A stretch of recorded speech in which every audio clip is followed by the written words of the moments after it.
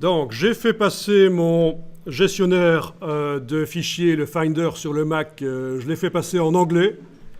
Et donc, j'ai fait ça par les préférences système en allant dans le réglage des langues. Du coup, si j'ai installé mon InDesign en plusieurs langues, et quoique je pense que dans la dernière version, ça s'installe d'office en plusieurs langues, et bien du coup, quand je lance InDesign, il est en anglais, et c'est très bien parce que vous avez InDesign en anglais sur votre ordinateur. Donc c'est comme ça qu'on fait passer InDesign d'une langue à l'autre, français, anglais, ou une vingtaine d'autres langues.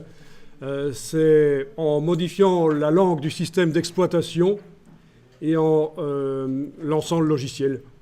Voilà. Donc, dans d'anciennes versions de InDesign, je suis certain qu'il faut l'avoir installé plusieurs fois de suite en changeant dans le manager d'application Adobe, en changeant la langue d'installation. Mais par contre, pour la dernière version, je pense que d'office, c'est en multilangue. Donc. Alors, vous avez lancé InDesign. Il est possible que d'autres personnes aient, avant vous, utilisé InDesign. Elles sont allées chipoter dans tous les outils. Elles ont modifié les choses. Donc, vous avez peut-être chacun un InDesign qui va se comporter différemment, ce qui nous ennuie quand même. Donc, on va essayer de récupérer InDesign en version d'usine, on va dire, hein, avec ses réglages d'origine. Et pour ça, on va le remettre à zéro, et ça se fait au démarrage. On va jeter le fichier des préférences.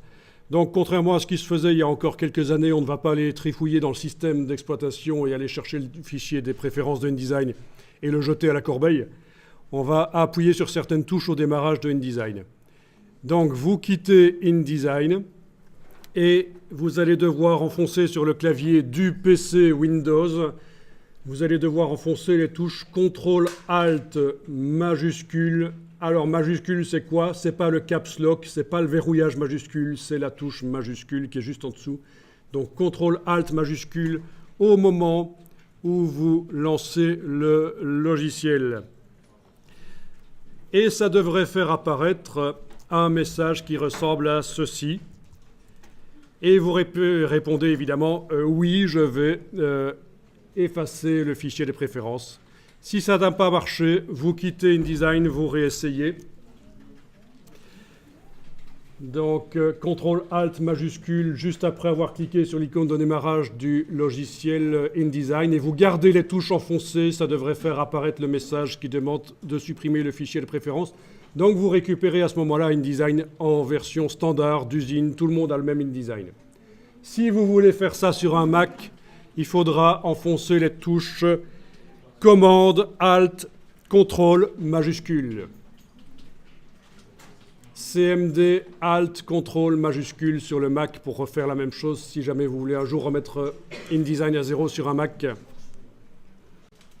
Alors moi, voilà ce que j'obtiens, une fenêtre flottante du logiciel, mais ça, sur le Windows, vous n'avez pas, parce que c'est typique sur le Mac, les fenêtres flottantes comme ça. En fait, sur Windows, toutes les fenêtres de logiciel sont d'office flottantes, et vous avez sur Windows la possibilité de les déplacer. Il y a une petite icône enfoncée en haut à droite sur l'écran pour arriver à rendre la fenêtre flottante. Ne le faites pas parce que moi, ici, la fenêtre flottante, je vais la désactiver. Je vais ancrer le logiciel au bord de l'écran. Ancrer, A-N-C-R-E. Donc je vais l'ancrer comme une encre, c'est-à-dire l'attacher. Je vais faire en sorte que les palettes soient attachées au bord de l'écran. Je n'ai pas de raison, si je travaille sur un seul écran sur l'ordinateur, de garder le logiciel en version flottante comme ça. Bon. Alors, moi ici dans le menu fenêtre de InDesign, je vais aller désactiver cette option cadre de l'application. Et comme ça, j'ai mon InDesign qui est attaché, un peu comme le vôtre actuellement. Vous ne l'avez pas rendu flottant sur votre Windows, il est attaché comme ça. Et donc là, on est certain que la plupart des outils sont remis à zéro. Les réglages couleurs du menu édition couleurs ne le sont pas, ça c'est certain, mais la plupart des choses dans InDesign sont remis à zéro. Alors si vous n'êtes pas arrivé à remettre à zéro InDesign, ne vous dites surtout pas que c'est pas grave, c'est audibon ainsi. Eh bien non, c'est grave. Si vous n'êtes pas arrivé à remettre à zéro InDesign, si vous n'avez pas réussi à faire apparaître le message pour la suite du cours, vous allez forcément coincer, avoir des ennuis. Donc, Il faut absolument y arriver. Contrôle Alt majuscule au démarrage du logiciel.